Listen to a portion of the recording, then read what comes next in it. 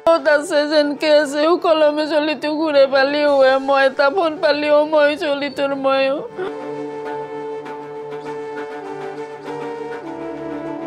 যেনে তেনে মোক চলিটো ঘূৰে লাগে মই কেনেকে দেখিম চলিটো নহ'লে চলিটো মই 6 দিন ধৰে মোৰ ফোন এটা ক'লে ই জীৱনত ফোন নকৰা ৰেকৰ্ড নাই মোক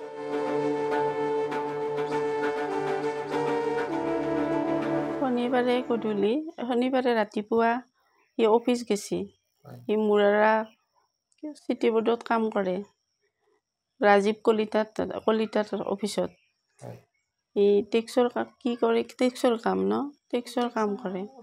অফিচিয়েলি কাম কৰে আৰু মই ইমান নাজানো তাৰপিছত সি অফিচ ছুটি হোৱাৰ পিছত গধূলি 7টা বজাত অফিচৰ ষ্টাফৰ চলি এটাই আহি বাছত উঠে দিছি সি বোলে গুৱাহাটীত গেছি গুৱাহাটীত যাই সি এতিয়া তাৰ কি কামত গেছি অফিচৰ কামতে গেছি না নিজা কামতে গেছি আমিতো সেইটো নাজানো এতিয়া যেনে তেনে মোক চলিটো ঘূৰে লাগে মই কেনেকে দেখিম চলিটো নহ'লে চলিটো মই আজি 6 দিন হ'ল চলিটোৰ কোনো সন্ধান পোৱা নাই মই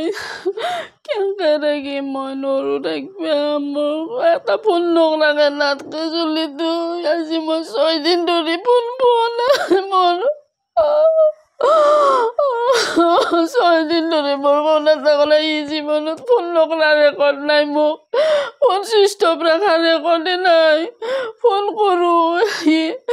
ক'ত ব্যস্ত থাকিলে কওঁৱে মা মোৰ দেৰি হ'ব না ব্যস্ত আছোঁ তুমি ফোনটো কাটা মই পিছত ফোন কৰিম ফোন চুইচ অফ কোনোদিন ৰাখি পোৱা নাই আজি মই 6 দিন ধৰি চলটোৰ খবৰ পোৱা নাই ক'ত আছে কেনেকে আছে একযোৰ কাপোৰ নিয়া নাই চন্দাৰ কাপোৰ মই সদায় ধুই দিওঁ একযোৰ কাপোৰ পিন্ধি আছে আজি ইমান দিন এতিয়া মানে লাষ্ট অপশ্যন পুলিচ প্ৰশাসন আৰু যোনে যোনে তাক মানে জানে তেখেতসকলে আগবাঢ়ি আহিব লাগে তাৰ নিউজ তাক তাৰ মানে ক'ব লাগে তাৰ কণ্ডিশ্যনবিলাক যিহেতু মানে সি কাৰ লগত কেনেকৈ কণ্টেক্ট আছে সেইটো ক'ব লাগে আৰু এতিয়া যিহেতু পুলিচ প্ৰশাসনে লাষ্ট ভৰসা আমি এনেকুৱা কাৰো হেৰি নাই আৰু গতিকে যোনে তাক দেখা পায় বা ক'ৰবাত যদি সেনেকুৱা তাক চিনি পায় তেতিয়াহ'লে সীমান্ত ডেকা মোৰ ভাইটি নম্বৰটোত কণ্টেক্ট কৰিব 8723840563 এই নম্বৰটো কণ্টেক্ট কৰিব মোক যেনেকৈ নহওক আপোনালোকে খবৰটো দিব আপোনালোকে সহযোগ কৰক তাক মানে বিচাৰি পোৱাত আমাক সহায় কৰক মই বাইদেউ হওঁ তাৰ সি শনিবাৰে ৰাতিপুৱা গৈছে ভাত পানী খাই যেনেকৈ সদায় যায় ধুনীয়াকৈ নৰ্মেলি সেনেকুৱাকৈ ওলাই গৈছে আমাৰ কোনো ধৰণৰ এনেকুৱা সন্দেহ হোৱা নাই যি সিদিনাখনে সি বেলেগকৈ গৈছে ঠিকেই গৈছে সেনেকৈ গৈছে তাৰপিছত সি যোৱাৰ পিছত দিনটোত অফিচৰ কাম কৰে অফিচৰ কাম কৰি থাকিলে আমি ডিষ্টাৰ্ব নিদিওঁ দিনটো আমি খবৰ নলওঁ আৰু জানো যে গধূলি হ'লে সি তাৰমানে এটা ফোন কৰে মাই ফোনটো ৰিচিভ নকৰিলে সি নেক্সট ফোনটো মাক বিজি থকা বুলি ক'লে হ'লো মই যাম দিয়া অলপ দেৰি হ'ব কিন্তু মই যাম 8টা বাজিব 9টা বাজিব এনেকৈ কয় দেৰি হয় কিন্তু 8টা 9টা প্ৰায় বাজে গতিকে দিনটো সি অফিচতে থাকে 8টা 9টা বজাৰ পিছত সি আহি ঘৰত পায় মানে সোমবাৰৰ পৰা পূৰা শনিবাৰলৈ সি আমি তাৰমানে ক'তো বেলেগত নাযায় অফিচ আৰু বাছ ঘৰ আৰু তাত বাহিৰে সি ক'তো নাযায় সিদিনাখনে সি গ'ল সেনেকৈ যাই গধূলি মায়ে ফোন কৰিলে মায়ে ফোন কৰোঁতে সি কৈছে গুৱাহাটী যাম মাক তেতিয়াই কৈছে মানে তাৰে আগতে ঘৰতে কৈ গৈছে মা ৰবিবাৰে মোৰ কাম আছে গুৱাহাটীত এটা কাম আছে কিন্তু কি কাম নাজানো আমি সেনেকৈ যায় কাৰণে আমি বিশ্বাস কৰিছোঁ কিবা কাম আছে তাৰ গতিকে সি কৈছে যে সিদিনাখনে কাম আছে তুমি এটা কাম কৰিবা চাৰ্ট পেণ্ট দুটা ধোৱা চাৰ্ট পেণ্ট দুটা ৰেডি কৰি থৈ দিবা মই কামত যাম আৰু সেনেকৈ কৈছে তাৰপিছত মই কৈছোঁ যে বাবু চব কাপোৰ ধোৱা আছে তুমি যাব পাৰিবা একো নহয় তুমি হেৰি কৰিব নালাগে সি তাৰমানে ঘৰত ৰেডি কৰি থ'ব দিছে সেনেকৈ ঘৰত ৰেডি কৰিব থৈ গৈছে সেনেকৈ কৈছে আৰু সি তাৰপিছত সি গ'ল 6টা বজাত মায়ে 6টা 7টামান বজাত মাক কৈছে যে মা মই হেৰি গুৱাহাটীত যাম দিয়া বাহিৰে যাম মোৰ আৰ্জেণ্টে হ'ল গতিকে মই বাহিৰে যাম দিয়া মই ঘৰত নাযাওঁ সেনেকৈ ক'লাক তাৰপিছত সেই কথাটোৰ পৰা ফোনটো কাটি লৈ দিয়া হ'ব দিয়া বাবু সিও বিজি আছিল গতিকে সি কাটি দিলে তাৰপিছত 7টা বজাত সি মানে অফিচৰ পৰা গৈছে 7টা বজাত গৈছে সি তাৰমানে খোজকাঢ়ি যাব খুজিছিল কিন্তু লগৰে তাৰ কোনোবা এটা মানে তেখেতৰ নাম নাজানো তেখেতে বোলে কৈছে নালাগে তুমি গুৱাহাটীত যাবা যিহেতু দেৰি হ'ব তোমাৰ গতিকে তুমি বাছ নাপাব পাৰা গতিকে তোমাক ময়ে থৈ আহিম দিয়া সি বোলে সেই মানুহটোক এনেকৈ কৈছে যে মই যদি বাছ নাপাওঁ তেতিয়াহ'লে মই ঘৰত যাই গাড়ী লৈ হ'লেও যাব লাগিব ঘৰত তাৰে মই বাইক লৈ যাম কিন্তু